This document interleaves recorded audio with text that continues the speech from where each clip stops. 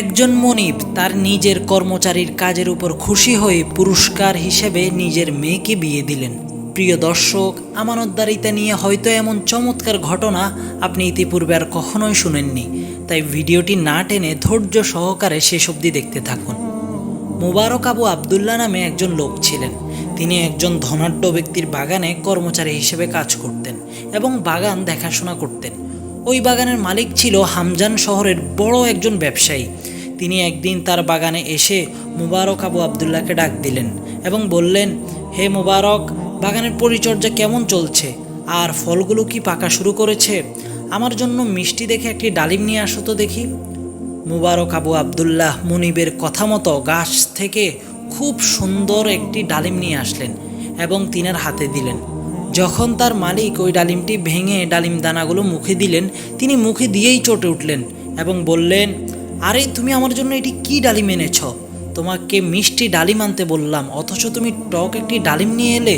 যাও, মিষ্টি দেখে অন্য আরেকটি ডালিম নিয়ে আসো। তখন মুবারক আবু আবদুল্লাহ পুনরায় আবার গিয়ে অন্য একটি গাছ থেকে নতুন আরেকটি ডালিম নিয়ে এসে তার বাগানের মালিককে দিলেন। কিন্তু এবারও তিনি খেয়ে দেখলেন এটিও টক। রেগে গিয়ে তৃতীয়বার পাঠালেন, কিন্তু সেই একই অবস্থা। তখন তার বাগানের মালিক রেগে গিয়ে তাকে বলতে লাগলেন, আরে তুমি টক আর মিষ্টি ডালিম কাকে বলে তাও চিনো না? মুবারক আবু আবদুল্লাহ বিনয়ের সাথে উত্তর দিলেন এবং বললেন, আসলে ব্যাপারটা হলো, আমি আজ পর্যন্ত আপনার কোনো গাছের ডালিম খেয়ে দেখিনি। আপনার বিনা অনুমতিতে কিভাবে খেয়ে দেখি? তাহলে তো এটি আমানতের খেয়ানত করা হলো। কর্মচারীর এই আমানতদারিতা ও সততা দেখে তার মনিব অত্যন্ত অবাক হলেন।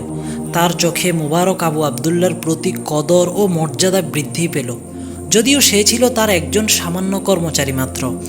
তিনি মুবারক আবু আবদুল্লাহকে পুরস্কৃত করতে চাইলেন। তিনার ছিল খুবই সুন্দরী একজন কন্যা। বড় বড় বহু পরিবার থেকে তার মেয়ের বিয়ের জন্য সম্বন্ধ প্রস্তাব আসছিল। কিছুদিন পর তিনি পুনরায় আবার তার বাগান দেখতে আসলেন এবং মুবারক আবু আবদুল্লাহকে ডাক দিলেন। তিনি তার সাথে কথা বলার এক পর্যায়ে মুবারক আবু আবদুল্লাহকে একটি প্রশ্ন ছুড়ে দিলেন। তিনি বললেন, আচ্ছা মুবারক, বলো তো দেখি, আমার মেয়ের সাথে কেমন ছেলের বিয়ে হওয়া উচিত?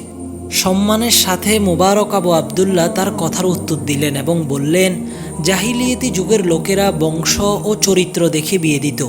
ইহুদিরা তাদের সন্তানদের বিয়ে দেয় ধন সম্পদ দেখে। খ্রিস্টানরা বিয়ে দিয়ে থাকে রূপ ও সৌন্দর্য দেখে। কিন্তু এই উম্মত কেবল দিনদারিতা দেখেই বিয়ে দিয়ে থাকে। মুবারক আবু আবদুল্লাহর এই ধরনের জ্ঞান গর্ব কথা শুনে তিনার মুনিবের অত্যন্ত পছন্দ হয়।